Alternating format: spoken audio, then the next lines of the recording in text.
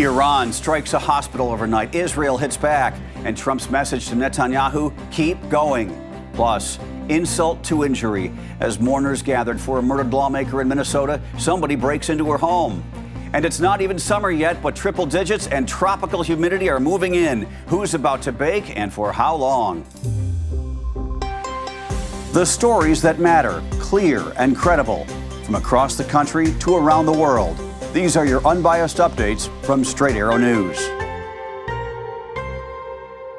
Good morning, I'm Craig DeGrelli. Israel is accusing Iran of war crimes of the most serious kind this morning after a missile hit the main hospital in southern Israel overnight. It was one of dozens of ballistic missiles launched by Iran on Thursday, according to the Israeli military. Another strike at a high-rise building, while residential areas near Tel Aviv were also targeted. Israeli emergency services say at least 65 people were hurt in the wave of attacks. Israel responded overnight, striking the headquarters of Iran's state broadcaster in Tehran and launching missiles at Iran's inactive heavy water reactor, part of its nuclear infrastructure. Israel's defense minister says Prime Minister Benjamin Netanyahu has ordered an intensification of strikes inside Iran following the hospital attack. Meanwhile, various news outlets are reporting President Donald Trump approved U.S. attack plans on Iran Tuesday night, but stopped short of giving the final go-ahead. The White House has not commented, but the president told reporters yesterday he has not made a decision yet. I have ideas as to what to do, but I haven't made a final. I like to make the final decision 1 second before it's due, because things change. I mean, especially with war. Things change with war. It can go from one extreme to the other. War is very bad. And in a bit of a strange twist, President Trump says Vladimir Putin offered to mediate the Israel-Iran crisis, but Trump says he declined, telling him to focus on ending the Russia-Ukraine war first. The Trump administration is now resuming the student visa process for foreign nationals, but with a new requirement. Applicants must now grant access to their social media accounts. The State Department says consular or foreign service officers will be looking for posts, messages, and activity that could be considered hostile to the United States, including its government, culture, or core values. In a notice released Wednesday, the department warned that anyone who refuses to make their accounts public may be declined a visa, saying that it could signal an attempt to hide online behavior. Last month, the administration temporarily halted new student visa interviews to prepare for this expanded screening process. The Trump administration has been clashing with universities like Harvard and Columbia since last school year over large, loud pro-Palestine rallies, which some Jewish students say made them feel unsafe.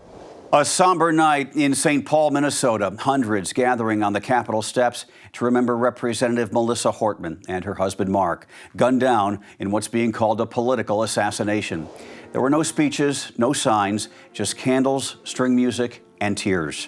Governor Tim Walz and his wife hugging the mourners as the crowd sang Amazing Grace. Flowers, flags, and handwritten notes now cover the Capitol steps. "We got this from here," one read. "Thank you for everything." And just hours earlier, another unsettling turn. Police say somebody broke into the Hortman home in Brooklyn Park, pried off plywood, and shattered a back window. The family says the vandal did not steal anything, but neighbors are furious, calling it a violation. The house had already been cleared by investigators. Now police are back, asking nearby residents to check their cameras. If you've stepped outside lately, you already know summer is kicking down the door, and it's only mid-June. The first of 2 rounds of extreme heat is roasting the eastern United States, with a brutal heat dome building through the weekend. More than 15 million people from Washington, D.C. to Florida are under a major heat risk right now. It may be 90 on the thermometer, but it feels like 105 in some parts, thanks to all that humidity. By early next week, cities from St. Louis to New York could break records, with the heat index hitting 110. And at night, it won't cool off much. Experts say this is just a preview of what's ahead. So hydrate, stay in the shade, and don't underestimate how serious this heat can be. By the way, here in Omaha, Nebraska, they're calling for 101 on Saturday, 100 on Sunday, while the finals of the College World Series is being played. And again, that's the temperature. I got my air conditioning tuned up. That's good. Back in April. Please don't fail me and my wife now. The Trump administration is shutting down specialized suicide prevention services for LGBTQ plus youth on the 988 Suicide and Crisis Lifeline. Anyone in a mental health crisis can still call or text 988 to be connected to a trained counselor. The Lifeline offers tailored support for certain high-risk groups, including veterans and youth.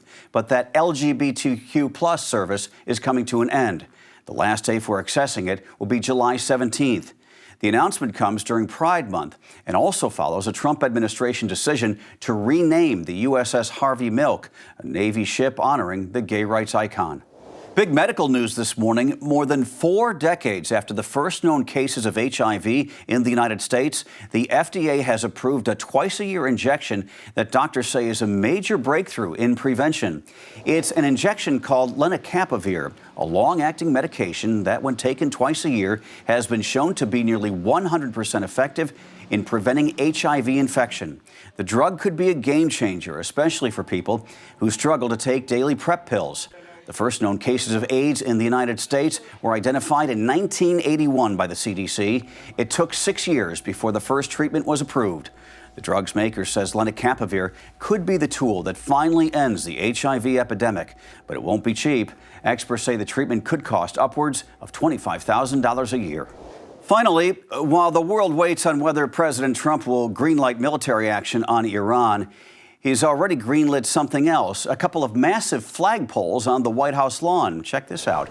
The president personally overseeing the installation, calling them the best poles anywhere in the world. Donald Trump said he's had the idea for years, and yes, he paid for them himself. Sand-filled, nearly 100 feet tall, and just a cool $50,000 a piece. Next up on his renovation list, a new patio in the White House, maybe even a ballroom. Because when you're a real estate guy at heart, there is always room for a little remodel. All right, that's all well and good, but the funniest picture and video of the day, Donald Trump was shaking hands with workers afterwards, and there was a guy in the crane who helped install the flagpoles, and he flat out went out. I mean, the guy was napping while the photo op was taking place. Can you imagine him seeing his buddies afterwards? They'll be like, dude, you were sleeping in front of the president. You got to watch this video a few times.